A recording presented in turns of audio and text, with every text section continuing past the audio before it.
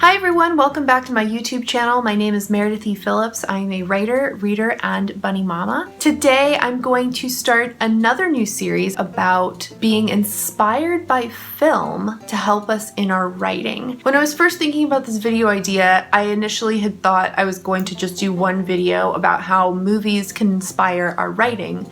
And when I started actually delving into it and taking notes about all the stuff I wanted to talk about, it was a lot. So I'm going to split this into a couple different videos and focus on different elements of filmmaking for each of those videos. So for today, we're going to be looking at cinematography and the different types of camera shots you can get in film and how we can use those in our writing to focus on the things that we really want to draw the reader's attention to. There's a lot of different types of shots you can do in movie making, but there are 10 main shots that cinematographers and directors use most often. So we're going to go through those. I'm going to share with you what those shots are, when they're generally used. I'm going to give you some examples from film, and then I'm going to give you some examples of how that might translate into books. The first major shot that directors or cinematographers might use in their film is an establishing shot. This is usually a shot that shows a huge area and gives the audience a general sense of where the story is going to be taking place. So you might have an aerial overview of a large city. You might have a shot of planets and spaceships flying around or something like that to show people generally where the story is going to take place. With establishing shots, the characters are not present. The director is only intending to set the scene here. He's not really ready yet to introduce you to anyone in particular. One of the most famous establishing shots of all time is actually a great edit too. It is the famous match edit from Lawrence of Arabia, which came out in 1962. And if you know me, you know this is my favorite movie of all time, so obviously I've got to include it in this list. Lawrence blows out the match and we are transported to the magnificent and vast desert.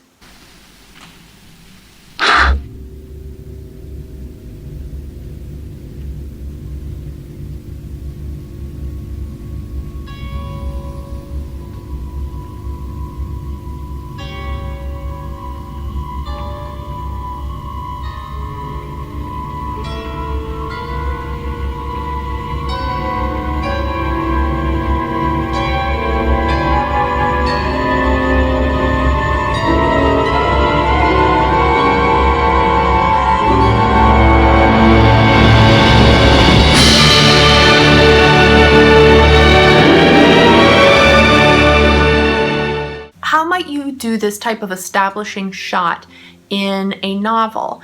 Well, you've got to set the scene for your reader, and a lot of times, especially at the beginning of a book or the beginning of a section, you're going to have to give the reader a general overview of where we are. Have we entered a house? Have we entered a major city? Have we gone to the top of a skyscraper? Where are we? One really great example of this is the opening paragraph in Aaron Morgenstern's The Night Circus. The circus arrives without warning. No announcements precede it, no paper notices on downtown posts and billboards, no mentions or advertisements in local newspapers. It is simply there when yesterday it was not. The towering tents are striped in white and black, no golds and crimsons to be seen. No color at all, save for the neighboring trees and the grass of the surrounding fields. Black and white stripes on gray sky, countless tents of varying shapes and sizes, with an elaborate wrought iron fence encasing them in a colorless world. Even what little ground is visible from the outside is black or white, painted or powdered or treated with some other circus trick. But it is not open for business, not just yet. This gives you a great sense of where the book is going. We have no sense yet of the characters, but we have a good idea of what this mysterious night circus is going to look like. The second type of shot a director or cinematographer might use in their film is an extreme wide shot. Now, this is very similar to an establishing shot. You do get a big sense of where the story is taking place, but it almost always is going to now include a character or a glimpse of of some characters. It allows you to see the characters within the setting and how they relate to each other. The focus here is still more on the setting rather than the characters. You're just sort of given the beginning hints of who these characters might be. A great example of this from film is the opening to The Big Country, which came out in 1958. The opening credits show a wagon coming in to town, and our main character steps out of the wagon once it's arrived.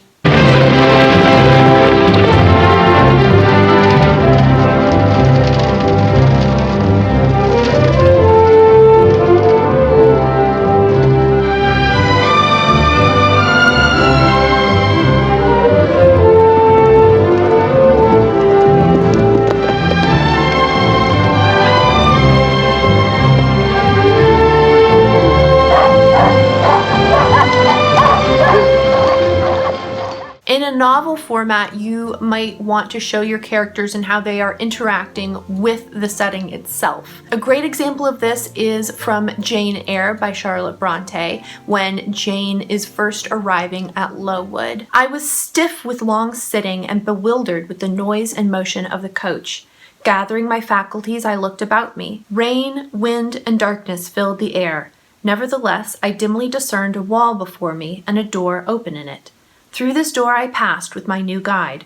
She shut and locked it behind her. There was now visible a house or houses, for the building spread far, with many windows and lights burning in some. We went up a broad pebbly path, splashing wet, and were admitted at a door.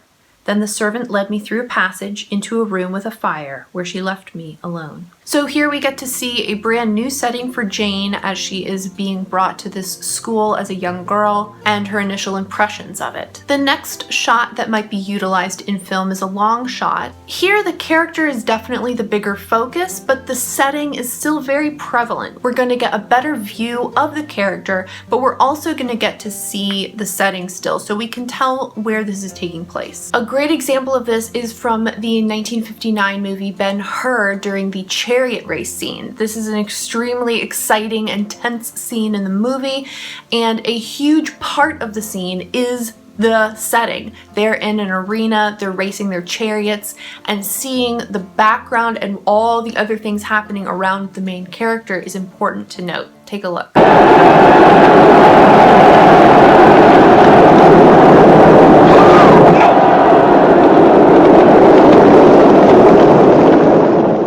If you're using this in your novel, you might want to focus mainly on the character, but still include some details about the setting. Where are they and how are the characters interacting with it? A great example is from Vicious by V.E. Schwab, and it is from the very opening of the book. Victor readjusted the shovels on his shoulder and stepped gingerly over an old, half-sunken grave.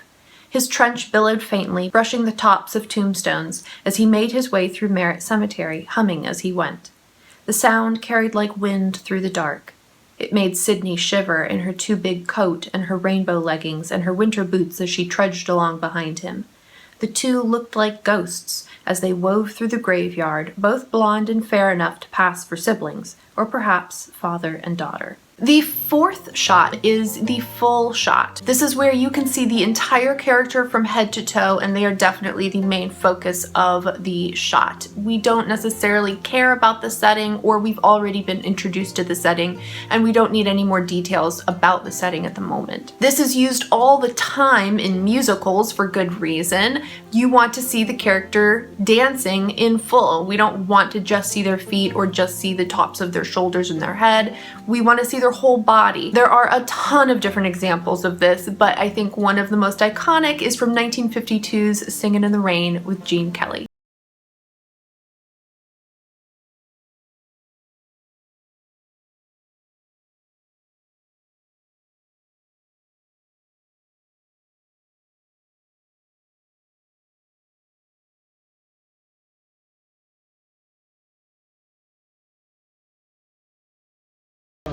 When you're using this in your novel, it's oftentimes used when a character is being introduced for the first time. We want to give the reader a good idea of what they look like from the top of their head to the bottom of their toes. These kinds of descriptions can be found in all kinds of different books, from horror or sci-fi to romance. One very beautiful example is from Only Beloved by Mary Balogh. He was tall and distinguished looking, with dark hair silvered at the temples and austere chiseled features consisting of a straight nose, high cheekbones, and rather thin lips. He bore himself with a stiff, forbidding air she could not recall from last year. He was the quintessential, fashionable, aloof aristocrat from head to toe, and he seemed to fill Dora's sitting room and deprive it of most of the breathable air. The second half of this list is going to be very focused on the character, and it's going to depend on what exactly the director or the cinematographer wants the audience to focus on. The fifth shot is the medium wide shot. This is where the camera is focused on a character, usually from around their knees up to the top of their head. So we're still getting a pretty good view of the character. A lot of times you're going to have multiple characters in these types of shots. You're going to be giving the audience a lot of information about what they're wearing, what their stance is, and that can communicate a whole lot about how they're feeling, whether they're confident or nervous or whatever other emotion they might be feeling at the time. One great example of this is the archery scene from 1938's The Adventures of Robin Hood. It's a deal too close. Can we have it removed to a fit distance for men to shoot at? Another 20 paces!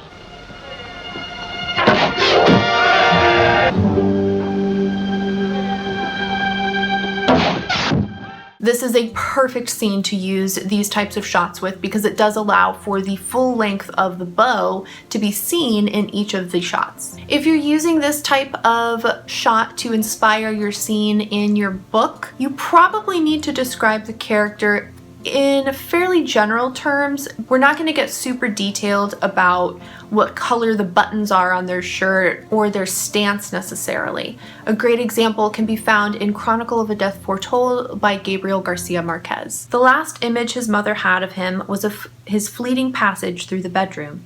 He'd wakened her while he was feeling around trying to find an aspirin in the bathroom medicine chest, and she turned on the light and saw him appear in the doorway with a glass of water in his hand. So she would remember him forever. I think this is very evocative. You can picture him standing in the doorway, half lit by a bedside table lamp, and if she's in bed, she's probably not really able to see his feet, but she can see most of the rest of his body. The sixth shot a director or cinematographer might utilize is the cowboy shot. It's named the cowboy shot because it is usually from the mid-thigh level up through the top of the person's head. This allows for you to show if they are wearing any kind of weaponry, but you get a little bit closer to the character with this shot. There are a plethora of different westerns that you can take a look at, and other movies too that have nothing to do with westerns. It's used best when you want to make sure the audience is aware of what kind of heat the character's packing. In this scene from Magnificent Seven from 1960, we can see not only the swagger that this cowboy has, but we can also see what type of weapons he's got on him. Elaine, how about it? I don't know. It was mighty close, wasn't it, boys? You tell him. I won, didn't I? You lost.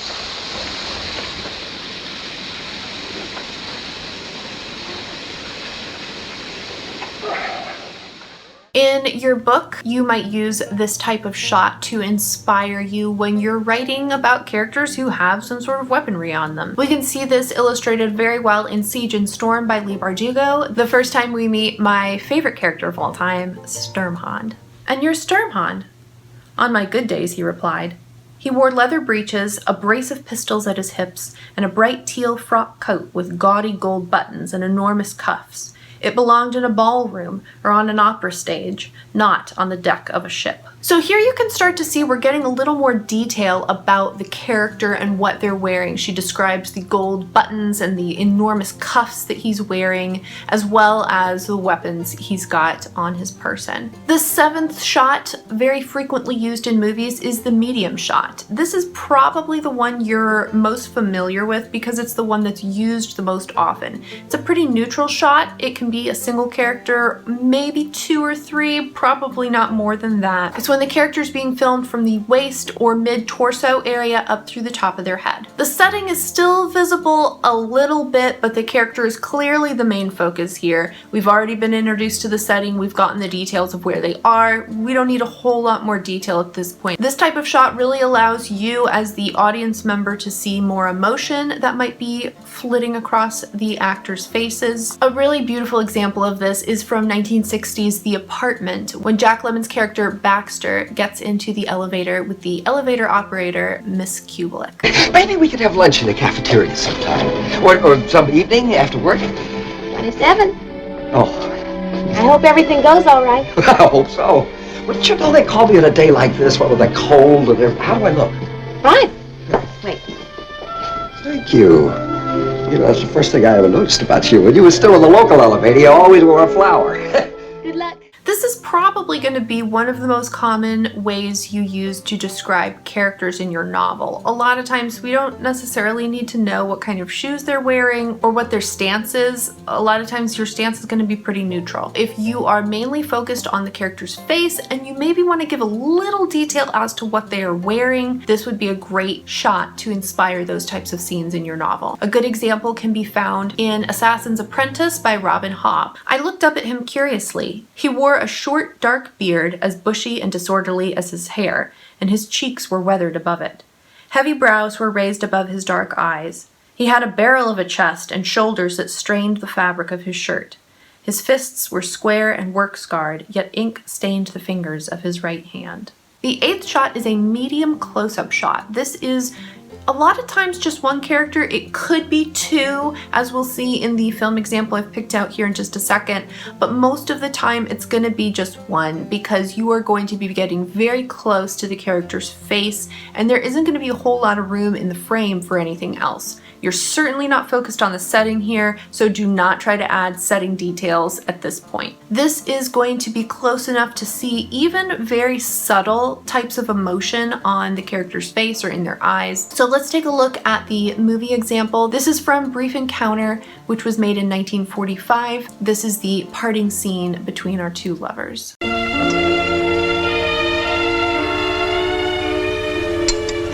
all right, darling? Yes, I'm all right. I wish I could think of something to say. It doesn't matter not saying anything, I mean. I'll miss my train and wait and see you into No, yours. please don't. I'll come over with you to your platform. I'd rather. Very well. Do you think we shall ever see each other again? I don't know. Not for years, anyway. In novels, this might be the point where you're describing the character in a little more detailed a manner for the reader. If you're using this type of shot to describe a character, we probably have already met the character before and have described them, at least in general, and now maybe another character is noticing them a little more, as we're going to see in this excerpt from Devil in Winter by Lisa Kleypas. He found it odd that he had never noticed her, when there was a great deal worth noticing. Her hair, the brightest shade of red he had ever seen, seemed to feed on the firelight, glowing with incandescent heat. The slender wings of her brows and the heavy fringe of her lashes were a dark shade of auburn, while her skin was that of a true redhead, fair and a bit freckled on the nose and cheeks. Sebastian was amused by the festive scattering of little gold flecks, sprinkled as if by the whim of a friendly fairy. She had unfashionably full lips that were colored a natural rose, and large, round blue eyes, pretty but emotionless eyes, like those of a wax doll. So we can see here we're almost entirely focused on the character's face. We get a lot of detail about the freckles that are on her cheeks, and we don't get a whole lot of detail on what she's wearing, how she's positioned. We've already been through all those details. Now we're really focused on the character herself. The 9th shot is the close-up, and I'm sure you're familiar with this one. This is where the character's face fills the entire frame. It doesn't have to be their face, that's usually what it is though. This allows for the camera to pick up on every piece of subtle emotion the actor might be trying to portray. The background here is almost always going to be blurry and completely irrelevant. There's a great scene at the end of 2001's Del Dil Chada Hai, where the characters are being reunited. You can see all the emotion in their face. This movie is from India, so the actors are speaking in Hindi, but I think you can still completely understand how effective this type of shot is. Hello? Hi, Sid. कैसा है यार? ठीक हूँ. तू कैसा है? I'm really sorry, Sid. मुझे माफ कर दे यार. माफी तो मुझे भी मांगनी चाहिए. किसी और दिन मांग लेना. आज मेरी बारी है. In your novel, this is of course going to be completely focused on the character's face and probably a lot of focus on the eyes. The eyes are a very expressive part of the body, so it would be natural to describe them a little more intimately here. The novel example I found is from The Bride Test by Helen Huang. This is the first time the two main characters are meeting each other, and I think you can picture completely how this would translate to film with the camera going back and forth between the actors' faces. He glanced up from his phone and found himself staring into the same light green eyes from the picture, only in real life. It was her. "Hi," he said reflectively. She smiled and his thought processes hiccuped. Bright red lips, straight white teeth, stunning eyes. People would call her pretty. No, she was more than that. Hot, gorgeous, breathtaking. The final shot we're going to talk about today is the extreme close-up. This is where the camera is zoomed in almost as far as it can go and still have a recognizable subject. Oftentimes in movies, this is going to be a close-up just of the character's eyes, but it doesn't have to be. It can sometimes be an object that the character is focused on, or it could be another part of the body, depending on what message the director is trying to get across to the audience. I have two examples of this for you. One is from 2005's Pride and Prejudice. I'm sure you've seen this before. It has this sort of weird cult following because it shows so much emotion and so much information is given to you just in that one little shot.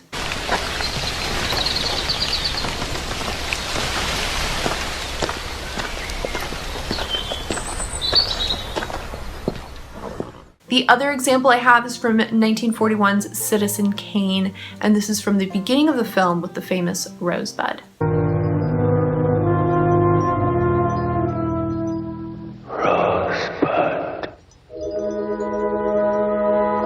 I found a great example of this in Alexandra Bracken's Passenger. She has a beautiful description of a painting, and we're not just looking at the whole painting here. She is going to focus on a specific detail that the character is noticing about the painting. The paintings had been hanging in their living room for years, in the exact same spot behind the couch, lined up like a movie reel of the greatest hits of her mom's life.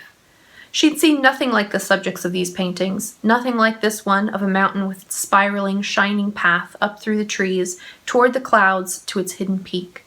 It was only now, leaning over the back of the couch, that Etta noticed Rose had painted two figures, working their way up the trail, half hidden by the lines of bright flags streaming overhead. That's a beautiful description of the painting that the character is looking at and gives you a really close detail of that painting. So that's all I have for you. The next time you're watching a film, see if you can notice some of these filming techniques and see when and where they are most often used. Think about what you most want to convey while you're writing a scene and which of these shots might best work to convey those things. So let me know what you think. Have you ever used movies to influence your writing in this way? Which of these shots sounds like the most interesting one to you to translate into book form? Or do you have some great examples from books or movies that you'd like to share? Put them down below in the comments. Please like and subscribe, and I will be back next week with another video. Thanks, bye. Oh, no, that's not the good example. The good example is something else. This came out at some point. Hold on, when did that come out? Oh gosh. Oh, I was like, where's my phone? I'm using it to film on. Gotta use my computer. I should have written down these dates, dang it. Ugh. I'm gonna pause and then come back.